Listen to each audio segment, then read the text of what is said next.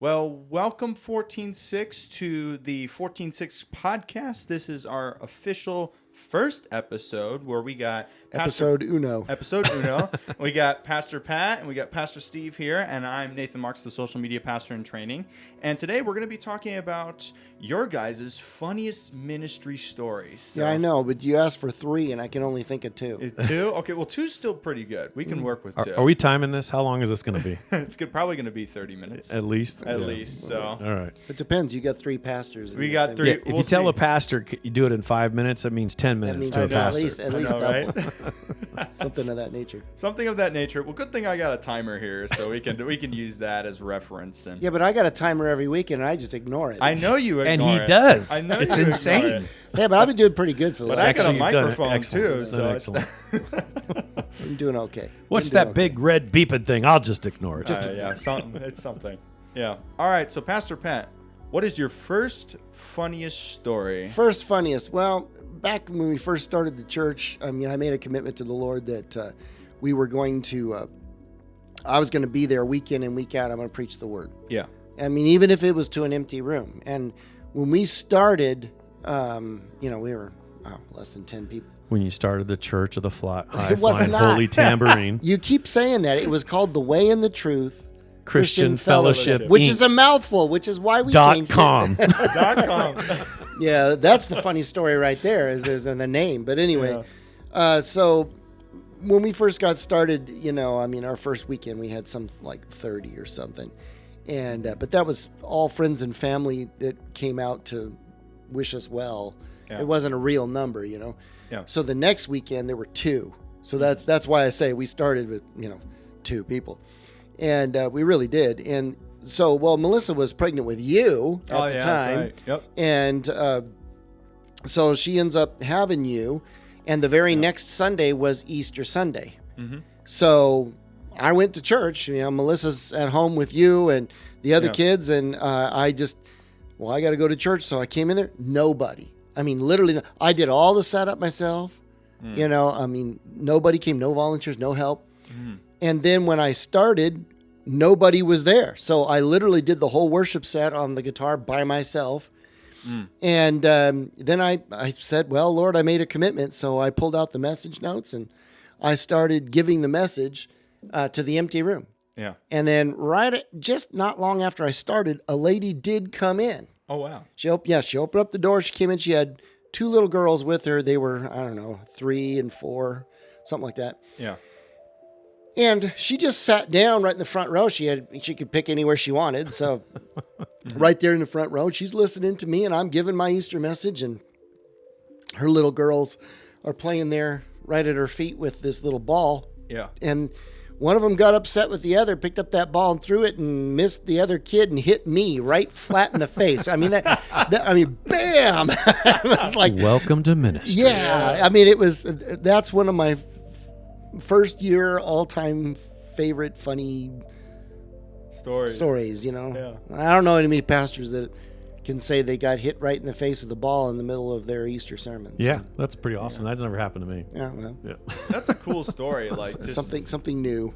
Yeah. That's awesome. Just to think that the whole story of 146 started out so small like that, and look where it's at today, where God has just brought it, and he's done so much with it, and it's really, really cool to see that. So that's an awesome story. Mm-hmm. So, Yeah. Pastor Steve, you're next. Oh, I got one, and it's perfect because the guy's in the room. Yeah. I'm the executive pastor, and Oh, I yes. love sharing this He's got it. Yeah, I love this He story. tells it. It gets Okay. better every time he tells it, too. Well, that's a good Okay. story. A good story Wh- has which some do you want, the embellishment. truth You want the or a truth good or a good story? story? Can't have both. No, but I remember it's 2005. I'm executive pastor at Radiant Church with Lee McFarland, and I had a wonderful exec admin, Amy was her name, and Amy Sloan, and she, Emily Sloan. I said Amy. Yeah. Gosh, I'll never let that one down. Joe and Emily Sloan, great couple. And I remember I'm in my office, and we were fairly busy. I was in a lot of meetings. When you're an exec pastor, it's what you do. You do a lot of meetings. Yeah. And I'm in between meetings. I just got done for the day, and it was probably 4 or 5 meetings in a row, and I had maybe 30 minutes to catch my breath and get something to eat and then go on to some other meetings. Emily comes in my office and says, hey, there's a guy out in the lobby. So like for me, you know, in a very large church, we didn't like people just showing up because it was a very large church, and if you just had that happen, it'd just be chaos at all times, right? So we really, that's true. really asked people to, you know, set appointments. And so I said, well, who is it? Some guy by the name of Patrick Marks. And I said, well, who's that? Well, he's a pastor of the Church of the High Flying Holy Tambourine. The Way and the Truth Christian Fellowship. Let me get that for the record. Yeah, for the just record. like I said, Church of the High Flying Holy Tambourine. And I so, like that name a little bit it's better. It's better. It's right? better. It's good for the story. It's good for the story. And so, anyways, I said, what's he want? He goes, he just wants to meet with you and talk about the miracle story of Radiant Church and ask you some questions. And I'm like, Emily, I don't have time. I don't have time. Yeah. We were in a building program at the time. We were working on some other things, and I was heading into a construction meeting. I was trying to slam down some Subway sandwich, and I just wanted to, get going. Yeah. So she was sweet. She went out there and took care of it, and he left. I think about a month or two later, she comes into my office again, and this time she's just like, and I'm like, what's wrong, Emily? And she goes, I can have that effect on people. yeah, he has that effect on ladies, apparently. No, I'm just kidding. Melissa comes and goes, no, I'm That's just his kidding. wife for those who are watching. Yeah. That's my mother. And so, anyways, she comes in and she's like flustered. I'm like, what's going on, Emily? That guy, that Patrick Marks guy is back. And I go, yeah. And he says he wants to get an appointment, and he insists on getting him. Oh, he insists on getting an appointment. And I said, well, I'm sorry. I'm just too busy. Just, shoo him off. And so she did whatever she did, and she shooed him off. It was probably 3 months later, unrelated. She comes in and she just sits down. She has her binder and she just kind of slaps it on her legs, which she used to do when she get frustrated. And she goes, "Oh my gosh!" She goes, "That Patrick Marks guy is out there again, and he said he will not leave unless he gets on your calendar. He also told me he doesn't care if it's going to be over a year to make that meeting." So I was at that point very determined. For that. At that point, I was just kind of like, all right, this guy, at least he's not giving up. Like, he's determined, right? And that, from a respect level, I really respected that. And so I said, just get him on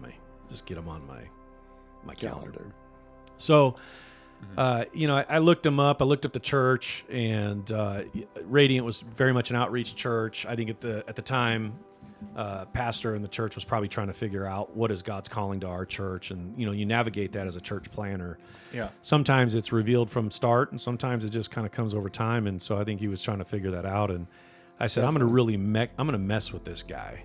And at that time, we had a coffee shop, and I'll try to refrain, but you can look it up. It's from Hawaii, and it's called Bad Donkey Coffee. Yeah, but the King James version. The King James. And it's version. actually a well-known product that's in Hawaii. It's actually a brand. It's a brand, Really? yeah. I didn't know and that. so I said, I'm going to mess with this guy. I'm gonna have the meeting over at Bad Donkey Coffee just to kind of mess with him a little bit. Yeah. Didn't faze me. Didn't faze him. But we go over there, and if you know anything about Pastor Pat, like, because you've been living with him for 21 years actually, he has sometimes this intensity in this look where he could get really focused on something. He's like, Yeah. he just has this like, I have been I have been like- misinterpreted many times. yeah, it's just this real intensity. And so we smolder. sit down. Yeah, it's like a. So we sit down. He flips open his binder and he gets his pen out. And I kid you not, he goes, "I want you to tell me the 10 reasons why Radiant has grown." I'm ready. I'm ready to write. And I just look at him and I start laughing. I'm like, I couldn't tell you 10 reasons why Radiant grew. I go, there's something mysterious about it. Only God makes a church grow. And we started talking about that. And, Yeah. and it kind of started this really 20 plus year relationship that we just talked and prayed with each other and spun off ideas and things like that. But I do remember the one thing we walked away, I was asking him about, tell me about your name. Like, how did you come to the Church of the High Flying Holy Tambourine? And he's like, obviously, it was I don't need to correct again. Way in the Truth Christian Fellowship Inc.com. .com. Yeah. And so he says, well, do you have anything for me? Like anything? I said, that's a really long name, and the web name is really long too. I go, what's that? I go, give me some more. Like, where'd that come from? Oh, it's based on John 14:6. I'm the way, the truth, and the life. No man comes to the Father. I go, oh, that's cool, man. And then I just said, well, what about like 14:6? Yeah. Like 14:6, like just a cool short name. He goes, what do you mean? I go, well, like churches, there's like this, at that time, there was this like whole thing on, we got to have a cool name. It's not First Assembly. It's not First Baptist. It's not whatever. So it's going to stand out. Yeah. How many Grace Fellowships have you seen? Yeah. A lot. Yeah. So or Foothills or, Baptist, like whatever, and they're everywhere. And so like back then in the early 2000s, everybody was trying to come up with cool church names. Yeah. So, and I was at Ridgeline Church later on, and that's what we did too. We had a cool name nobody else had. And so I said, what about 14:6? And he goes, yeah, that's cool, 14:6 Church. And so I want to say it was about a year later, maybe 2 years later, he had changed it to 14:6 Christian Church. Wanted to make sure people knew, and it was clear that it's a Christian church, right? Yeah. And then I want to say maybe 3 or 4 years after that, I just dropped the Christian part because obviously it's everywhere in terms of our statement of beliefs, who we are, culture, the whole thing. Right. And it just became 14:6 Church until 2017. When it became a Calvary Chapel. So Calvary Chapel 14:6. Cool story, man. Dude, that is an epic story. Like, I love these kinds of stories where you get background, almost like church lore. It's like the lore behind our church, which I think is really, really cool, because then people just see like what it took to get to where we're at today, and God gets the glory for it. And that's what's so cool, is that we can talk about these stories, have a good time, but then God gets the glory for it. And I think that is something that is so cool. And that's why I love talking about these kinds of stories. So thank you guys for coming in here and doing this with me. Yeah. All right, Pastor Pat, what's your second funny story? Well, we talk about lore and history. I'm really big into that. And my oldest son is working on his PhD in history right now. So history is kind of a big deal in the family. I come from a very Scottish family on both sides. Yeah. Traced to at least 4 known Highland clans that were a part of. The closest is the McDougals. And so we've got a history both of the Scottish Highlands, but also the Christianity. Yeah. We got the conversion stories going back. Well, about 100 years ago, my cousin, Robert McDougall, was a pastor, but he was actually a circuit riding pastor. So we're talking a long time ago now. This was in the Saskatchewan. At that time, it wasn't a province; it was a territory. It's still, it was pretty remote. Yeah. He'd been born and raised in Scotland with my great grandmother, and had come to Canada. So he was a Gaelic is how it's actually pronounced, Gaelic speaking Scottish guy, and he would travel from town to town in the Saskatchewan province, doing the marrying and burying that you need a pastor for. And so he would come into a town, he would do one service in Gaelic and the other one in English. And then, so he was, everybody's got to wait to get married until, Cousin Robert shows up, Yeah. And, well, one of the things, of course, he's going to do is baptisms. Yeah. And so now you get minus 50 degrees in Saskatchewan. So you're only going to do baptisms a couple of months out of the year. And it's, so everybody's looking forward to the baptism. Well, they didn't have churches. He would meet wherever they could. And a lot of times it was outside. Mm-hmm. And so one time they were doing this baptism, and so they had a big trough, one of the watering troughs for the animals. Yeah. And that's where they're going to do the baptism. And they had, right behind it, they had a big sheet that they had put up on poles, and so that people could change to come around to the front in order to get baptized. And so, Cousin Robert's doing what he's doing, and this lady comes in, and she was, shall we say, large, boisterous. Big. She was well fed. I don't know what else. But anyway, she got in the water, and you know how it is when you're a little bit on the well-fed side, you float. Yeah, sure do. And not only do you float, but she was terrified of water. She couldn't swim. So, even though it's only, 3-4 feet. Whatever. Yeah. And so Cousin Robert's trying to get her under the water. It was like trying to shove her down, Well, she panics, absolute panics, jumps up and grabs hold of that sheet.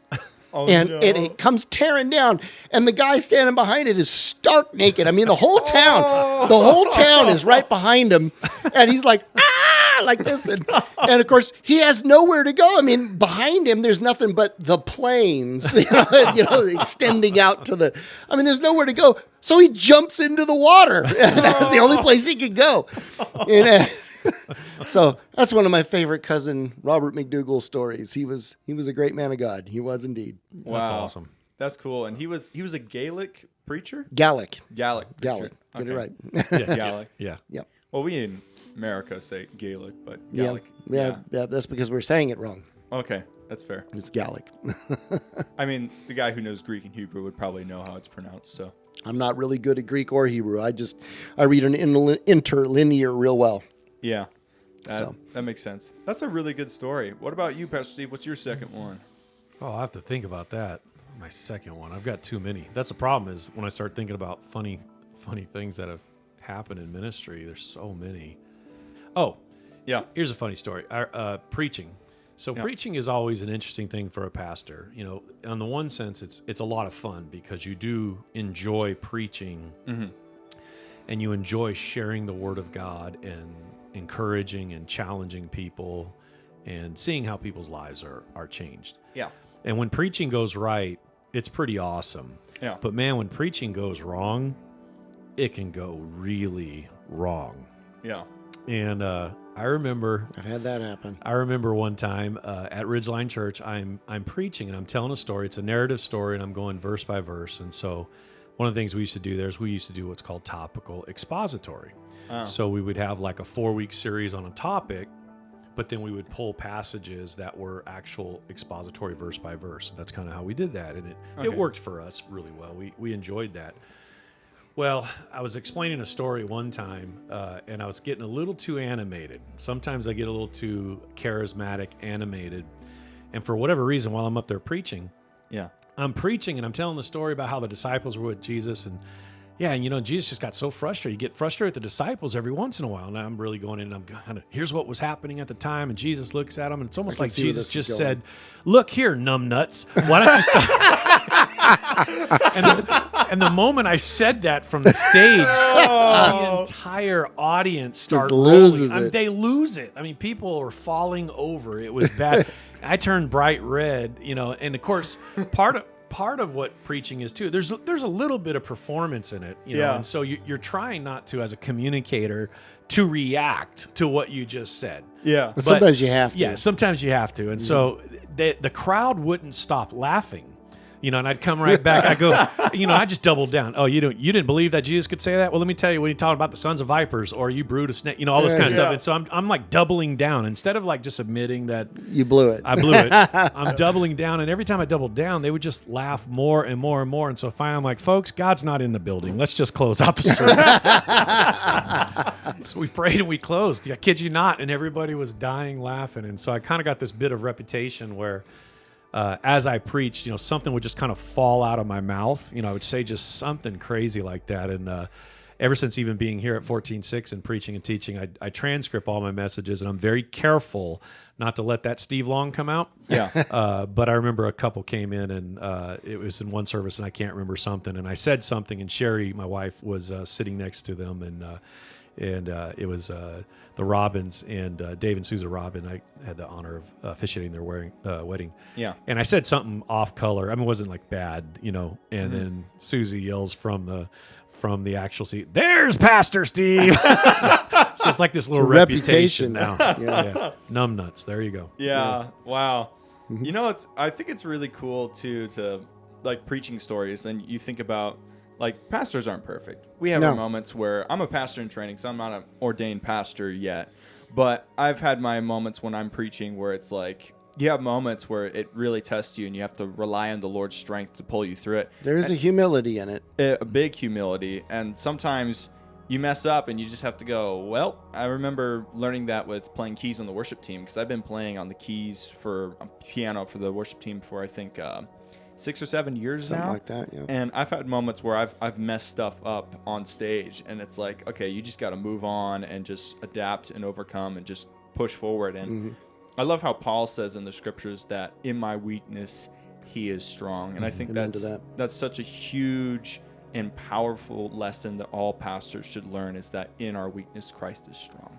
Yeah, That's right. if I could add to that, I would say this, that the messages I thought were the most horrible, the ones where I was up late all week dealing with problems, and usually it's people problems. They never go away no matter where you're at. Yeah. And you didn't prepare the day and a half or 2 days that it takes to write a message, both in just like actual writing, but prayer and study and looking up things. And I would stumble into a weekend with a message, right?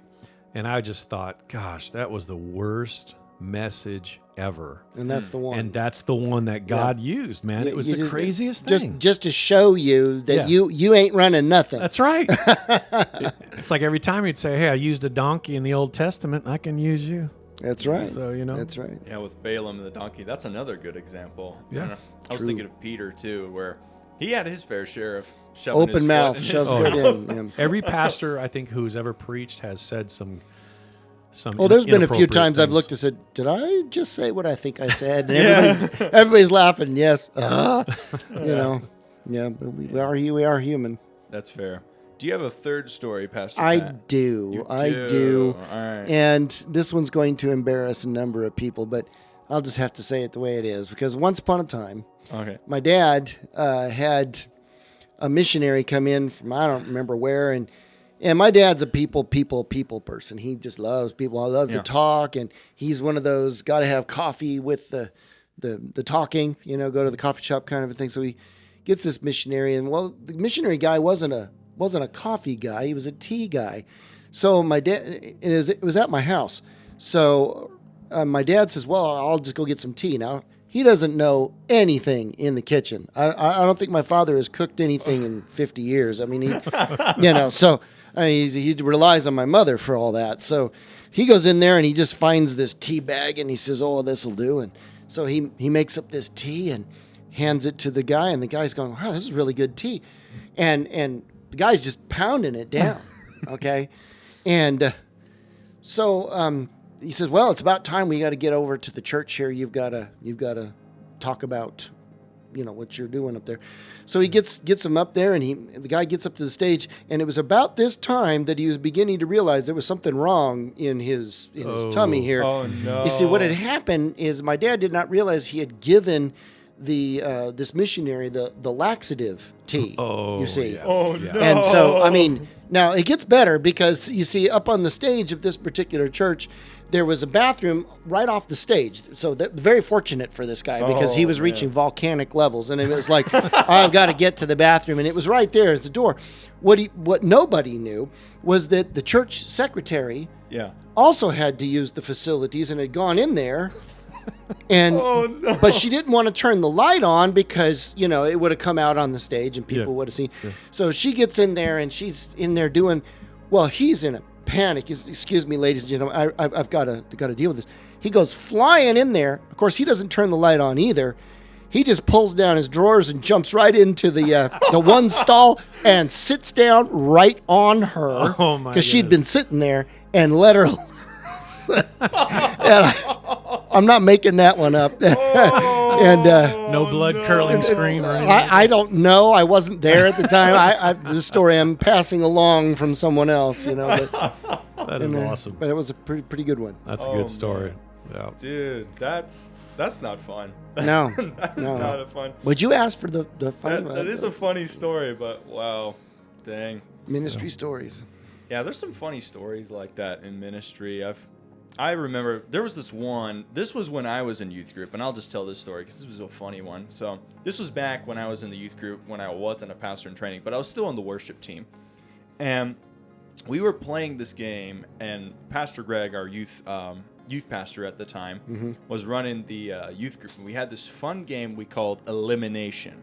Now, if anybody here knows about crazy youth group games or has ever been in a youth group, some of the games that the youth pastor comes up with are pretty crazy, pretty fun, and really engaging. Yeah. They are very creative in that respect, yes. So this game is basically free-for-all dodgeball, but there's one ball, and everybody's against everybody. and it's really fun because it's like a combination of dodgeball, ultimate frisbee, and like and full contact football. At basically, the same time, yeah. So it's a very engaging game for a bunch of young people. So we're playing this. I don't know why Pastor Greg thought this was a good idea, but we're playing this in this enclosed room. And it's like, we probably should be doing this game outside, but no, it's in this enclosed room that's really tight. And we got like 20 people in there. And it's like, what, 300 square feet, maybe 200 square feet? 300, yeah, something like that. Yeah, so we're sitting in there, and we're all playing this game. And all of a sudden, my friend Tyler, he grabs the ball, and he chucks it, and he slides on his knees, and he slams into the wall. And his knee literally goes through the wall and punctures the wall. That's where that hole came from. I didn't even know. You remember that? I remember there was a hole in the wall after youth one night. And that was where no one from. told me where The story got reported differently to the senior Yeah, pastor. that's right. Oh, really? We had an accident in the youth ministry. Something like that. Well, that was Tyler, and he slammed into that wall. Well, he's a Marine now. Maybe, he's... Yeah, he left his mark. Yeah, so he to left his speak. mark. Leaving his mark elsewhere. Yeah. When I was a youth pastor, is another story. When I was a youth pastor, we were pretty creative. This is when the era of video announcements were coming out. Okay. So we really didn't have video announcements until about probably the mid-'90s, early to mid-'90s, because we were just experimenting with camcorders, DVD. Didn't quite have the tech we have today. Didn't have the tech that we have today. Everything was like a 360 DPI or 480 or whatever it was. But we had camcorders, those little Sony camcorders. And so, the way we used to do our youth announcements is not like today. You would record something. Oop, we messed up. You rewind the recorder to where you started, and that's your cut. That was your cut. Yeah, you go over it, yeah. right? Okay. And so you have a series. And so there's a lot of cuts and everything. But because it was such emerging technology, kids and everybody were like, oh, my gosh, this is so cool, video. Well, we were pretty creative as youth pastors.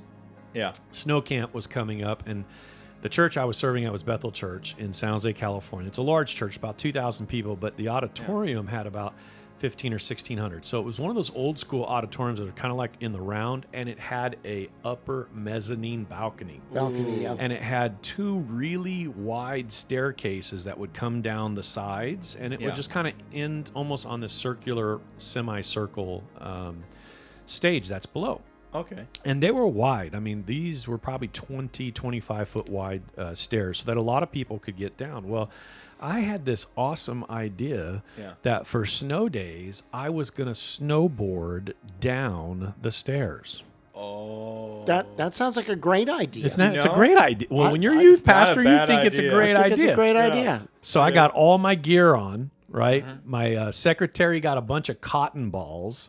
And we lined along the side a couple of volunteers. The other youth pastor gets down, and he's got the camcorder, Robert Stefani, great guy. And he's filming, and I put all my snow gear on. It's just the dumbest thing. I'm at the top. I'm like, snow days is coming. It's going to be awesome. And I'm just pretending. They're like throwing cotton balls. And clearly you can see it's cotton balls. Like even on the video, it's not right. Right. And I get going, and everything's going smooth. Everything's great. I get almost to the bottom. And as I get to the bottom, I lean forward too much, and I tumble forward down the stairs. And the snowboard, literally, the back end goes right through the wall in the front of the sanctuary. And this is on a Saturday going into the weekend services. To say that I was chewed out by the assistant pastor, the facilities manager, was an understatement. But I got to tell you, we got the footage. We showed it. The kids went nuts. We sold out snow camp. It was awesome. But a fond memory from being a youth pastor from 20 plus years ago with Robert Stefani, Bethel Church in San Jose. That's my third and final one. Nice. Well, those are great stories, you guys. Thank you so much for sharing those stories. And thank you guys so much for all that you do at 146. I know everybody at the congregation really appreciates it. I appreciate it. The staff appreciates it. So thank you guys so much for being a part of that and sharing these awesome, funny stories. Yep. And it's going to be exciting. So for everyone else who's watching, we got snow days coming up on December 6th and the 7th. So if you ever get a chance, go check that out. It's going to be at the South Campus during that time. So if you want to see Pastor Steve and his snowboarding equipment. You don't want to see that. Maybe not, but it's going to be on Yep, December 6th and the 7th. So thank you guys so much for this awesome stories. And please like, comment, and subscribe for more. And we'll see you guys in the next one.